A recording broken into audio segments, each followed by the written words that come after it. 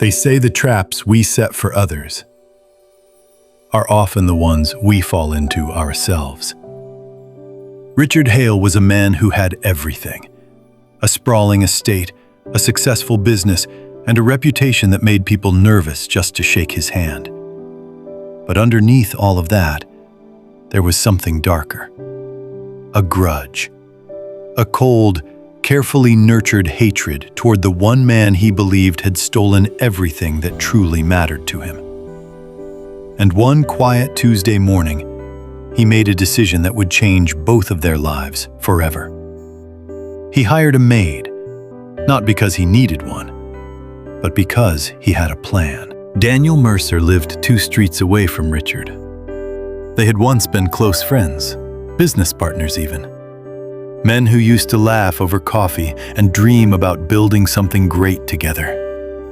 But that was a long time ago. A disagreement over a contract. A misunderstanding that neither man was willing to walk back.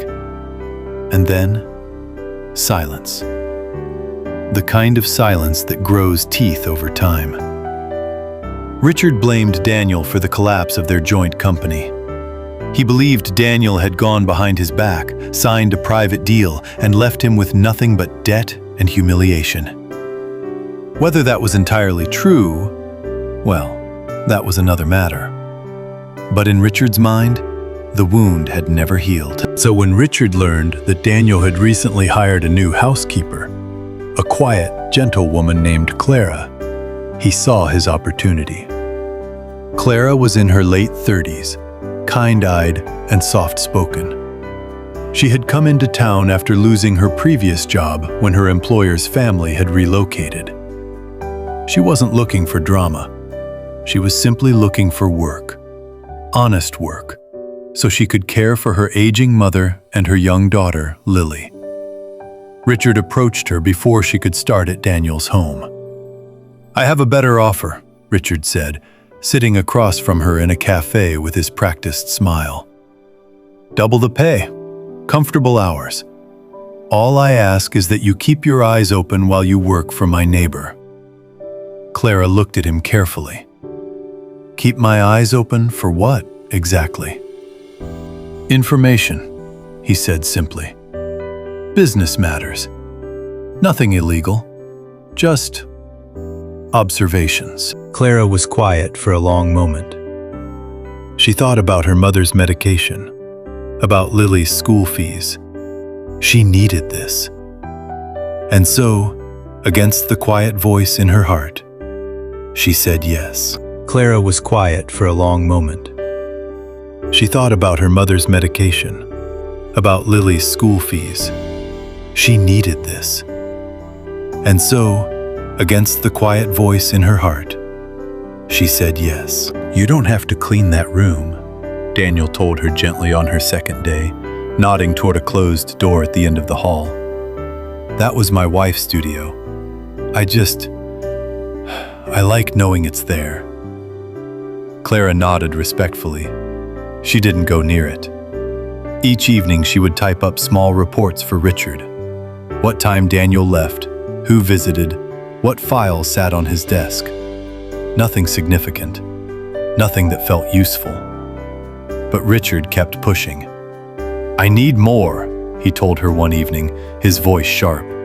"There must be something, contracts, names, anything I can use." Clara felt something tighten in her chest. "Use for what?" she asked quietly. "That's not your concern." But it was her concern. Because somewhere in the past few weeks, she had stopped seeing Daniel Mercer as a target and started seeing him as a person. One afternoon, she came in to find him sitting at the kitchen table with his head in his hands. He didn't hear her come in. She quietly set down her bag and started to leave, but he looked up. "Sorry," he said, embarrassed. "Bad day." She hesitated. "Do you want me to make some tea?" He looked at her like no one had asked him that in a very long time. "That would be... yes. Thank you, Clara." They sat in the kitchen that afternoon. not as employer and spy, but as two tired human beings sharing the weight of a difficult week. He told her about his granddaughter's upcoming birthday. She told him about Lily's love of painting. He laughed, a real, warm laugh, for the first time in what felt like months. And Clara knew, sitting there, that she could not do this anymore. That night, she called Richard. "I'm done," she said, before he could speak. "I won't do this anymore."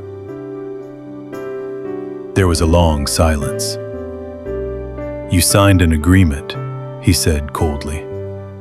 "Then take me to court," she replied, her voice steady. "But I won't destroy a good man to settle someone else's score." She hung up. Her hands were shaking. She didn't sleep much that night. The next morning, she went to Daniel's home, not as a spy, but with the full weight of what she had done pressing on her chest. She found him in the garden, watering the roses his wife had planted years before. "Mr. Mercer," she said carefully, "I need to tell you something, and I need you to hear me out before you say anything." She told him everything, all of it. Richard's offer, the arrangement, the reports. Her voice was quiet and steady, but her eyes were full. Daniel didn't say a word until she finished. Then he set down the watering can. "Clara," he said slowly, "how long have you been carrying that?" "Since the first week," she whispered. He was quiet for a long time. She expected anger. She expected to be asked to leave. Instead, he looked out at the garden and said softly, "Richard thinks I cheated him, but I didn't. I tried to save the company. I have the letters to prove it. I stopped trying to convince him years ago. I figured he'd never believe me." He looked at her then, not with anger, but with something that looked like relief. "Thank you for telling me the truth. That took courage." Clara felt something break open in her chest, the kind of breaking that feels like release. In the weeks that followed, something quiet and unexpected began to unfold. Daniel reached out to Richard, not with lawyers or accusations, but with a single envelope. Inside were the original documents from their failed company. Letters Daniel had written trying to warn Richard of the failing deal. A paper trail that told a different story than the one Richard had been carrying for years. Richard sat with those documents for 3 days before he called Daniel. The conversation was short, awkward, imperfect, the way most true reconciliations are. "I think I've been angry at the wrong person," Richard finally said. "I think we both lost something we didn't have to lose," Daniel replied. It wasn't instant forgiveness. It wasn't a dramatic reunion. But it was a beginning. As for Clara, Daniel offered her a permanent position, and this time she accepted it with a clear conscience. He also quietly covered 3 months of her mother's medical expenses, asking nothing in return except that she stop apologizing for what she had done. "You made a hard choice under hard circumstances," he told her simply. "And then you made a harder one. That's all any of us can do." Lily visited on weekends sometimes. She would set up her paints at the kitchen table while Clara worked, and Daniel would pass through, pausing to admire her little canvases with genuine delight. The house felt different now, lighter, like something long held had finally been let go. Sometimes the traps we build to hurt others end up being the very things that force us to face our own pain. Richard didn't succeed in destroying Daniel, but in trying, he unknowingly began to heal himself.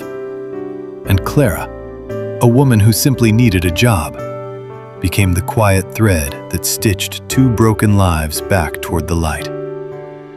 If this story reminded you that honesty is always worth the cost, share it with someone who needs to hear it today.